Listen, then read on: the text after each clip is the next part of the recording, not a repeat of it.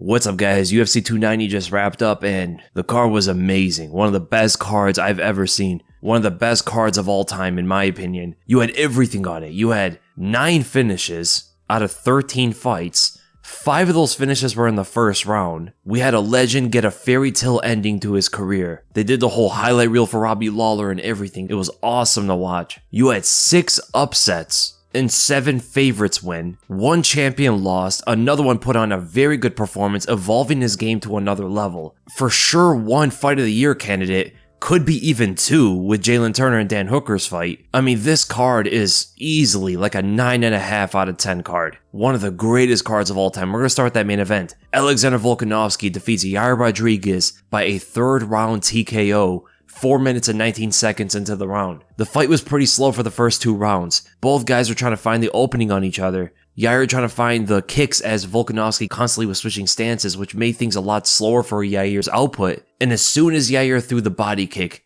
Volkanovski grabbed it, took him to the ground, and put him up against the fence so he can land some ground and pound shots. But nothing too crazy happened in the first round. Similar in the second as well, but Yair actually landed 2 good strikes on Volk. He landed the front kick to the face and the right hand as Volkanovski was marching into him.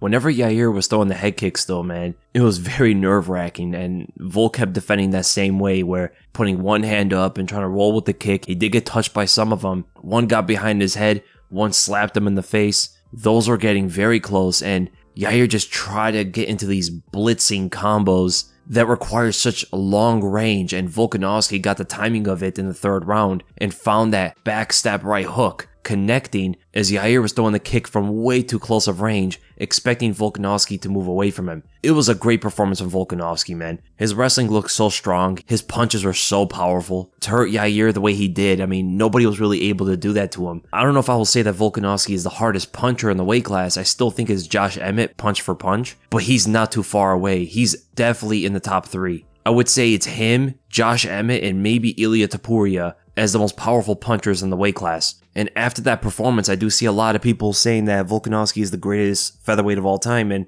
the argument's getting really close. I can see a good argument for Aldo. I can also see one for Volkanovski. He's doing amazing things right now. And 1 more title defense. If he gets 1 more title defense, I'm probably going to have to say he's greater than Aldo because his competition was so much better. He doesn't need all the title defenses that Aldo had or all the title wins and stuff if his competition is that much stronger. So if you look at the 3 Holloway wins, you look at the Ortega win, Korean Zombie, Jose Aldo, Chad Mendes, Yair Rodriguez, and then let's say Ilia Topuria, that eclipses Jose Aldo's competition list. It not only beats Aldo's, it beats most fighters in history. There's like, what, maybe 1 fighter, John Jones, that would have a stronger list of competition beaten than Volkanovski. And that's the thing here. To be greater than Jose Aldo also means to be in the top 5 greatest of all time.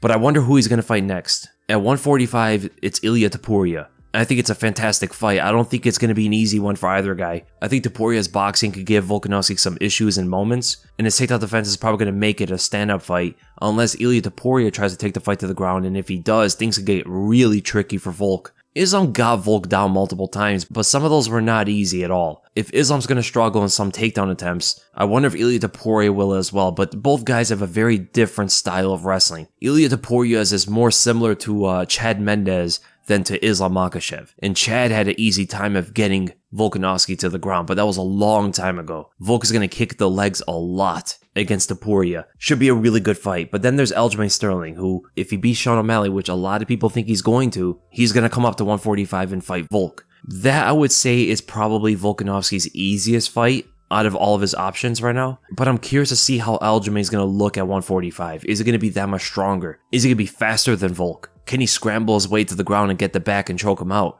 And then the 3rd option is, of course, Islam Makhachev, which is a bigger chance of happening now since Charles Oliveira is saying that he's not going to be ready for October. Maybe Volkanovski will be. He says he wants to fight 4 times this year. And if he wants to fight 4 times this year, in 3 months, he could fight Islam and at least get close to 4 fights a year. So one of those 3 guys are going to be his next fight. And as for Yair Rodriguez, I think he should fight Arnold Allen. I think it's a perfect matchup. And then we go to the co-main event. Alexandre Pantoja defeats Brandon Moreno by a split decision. 2 judges gave it 48-47 for Pantoja, and then 1 judge gave it 49-46 for Moreno. The guy must have been watching the fight with his eyes closed because I don't know what he was scoring. There is no way you give Brandon Moreno the 5th round. You give him the 2nd for sure. You might give him the 4th. It was close though. The 3rd was up in the air, but it seems like most people are giving it to Pantoja. Giving Pantoja rounds 1, 3, and 5. First round was definitive. That was like the most one-sided round. And Pantoja is now 3-0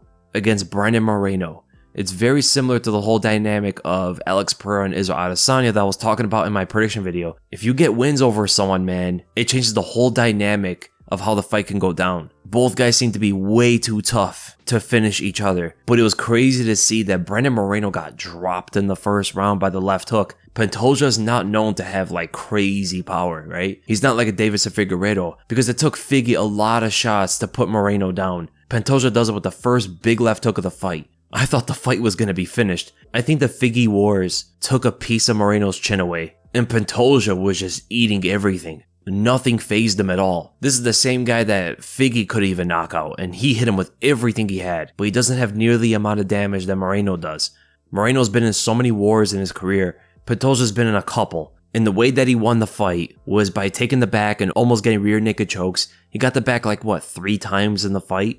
That's crazy. It's such a dominant position, and it's very reminiscent of their second fight where Pantoja showed to be the overall better grappler of the two. And here's the thing. It is very true that Brandon Moreno's progression was much better than Pantoja's.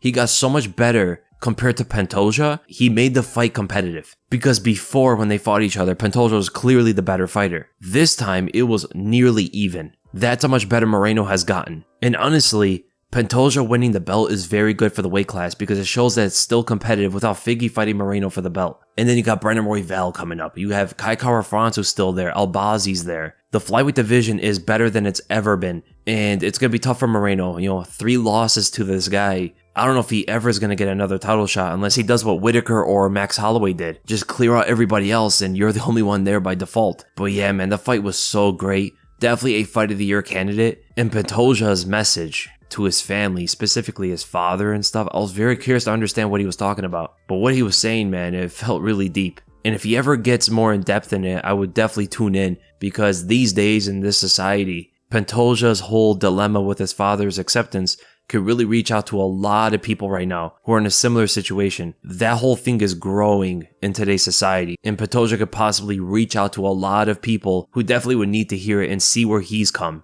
So who does he fight next? He only has 2 options right now. A rematch with Figueiredo, because Figgy does have a win over him. Unless Figgy wants to jump up to 135 that he's been talking about. I think he wants to fight Dominic Cruz or something. If that happens, then it would have to be Albazi, right? Because Alexander Pantoja winning the title is very bad for Brandon Royval, because 3 fights ago, he submitted Brandon Royval in the 2nd round. And Albazi is coming off a win over Kai Kara-France. So unless they fight each other and Pantoja waits it out a bit, I think Pantoja did say that he would like to take some time off. Then there'll probably be enough time for Royval to fight Albazi to dictate who is the number 1 contender of the flyweight division. And the winner of that should fight Pantoja. But right now, I think Albazi deserves it over the fact that he never lost to Pantoja. And as for Brandon Moreno, if Albazi gets a title shot, a rematch with Brandon Royval is not bad. Other than that, I don't know who else he fights. A 5th fight with Figueiredo. And then we go to Dricus du Plessis, TKOing Robert Whittaker in the 2nd round, 2 minutes and 23 seconds. This was a huge upset. Dricus beat Whittaker with the jab. He had a takedown in there, which was crazy as well. He won the 1st round. He hurt him in the 1st, hurt him a couple times in the 2nd, put him down and finished him.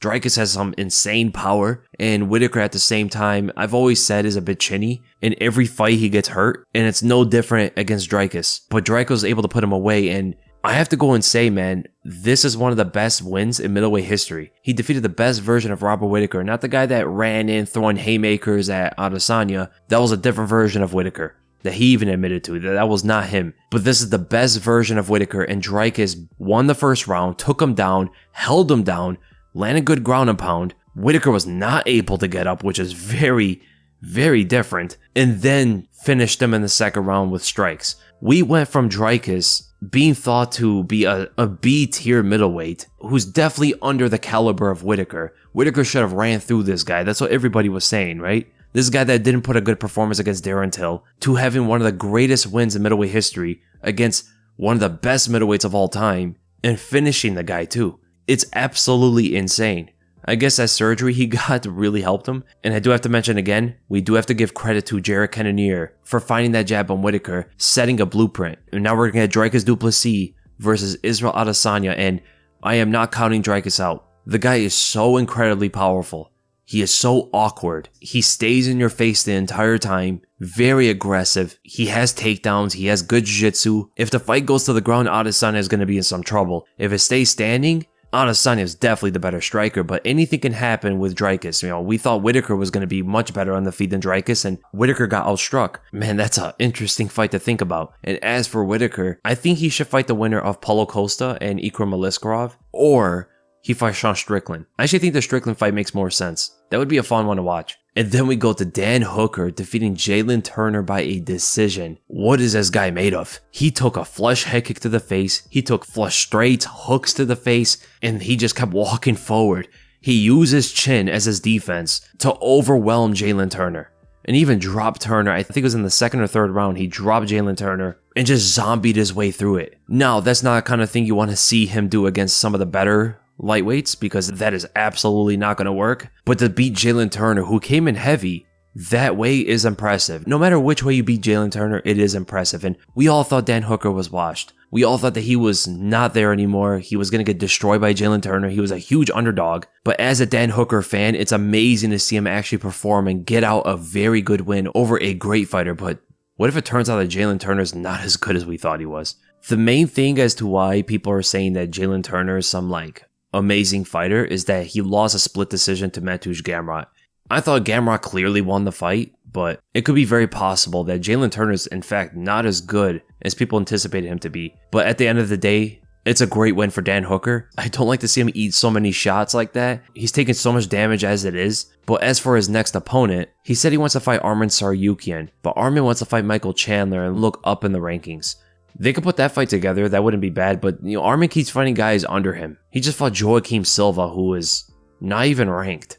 But if Arman is still finding it hard for guys to fight him, Dan Hooker is a ranked fighter who's calling him out. If there's nobody else, I guess you could do that fight, but if not, I think Dan Hooker versus Grant Dawson makes sense. And as for Jalin Turner, if Damir Ismagulov is sticking around, I think that's the fight to make. You could do the rematch with him and Matt Frevola. Frevola has a win over Jalin Turner, but he's ranked under him, so maybe you could put that rematch together. If not that, you could do him and Renato Moicano. And then we go to Bo Nickal knocking out Val Woodburn in the first round, 38 seconds into the fight. He just stunned him with a check hook and then finished him off, man. It was crazy how explosive Bo Nickal was. Everybody expected this guy to just wrestle Woodburn. He came out swinging and banging and knocked out the striker. And a lot of people are going to say, of course, Bo Nickal would beat him. But the thing is, Val Woodburn was supposed to be the better striker of the two. Bo Nickal is good because of his wrestling. Nobody pictured Bo Nickal to be good with his striking like that. That was a statement. This guy is so athletic. It's crazy how much better he's getting in his striking, let alone his grappling.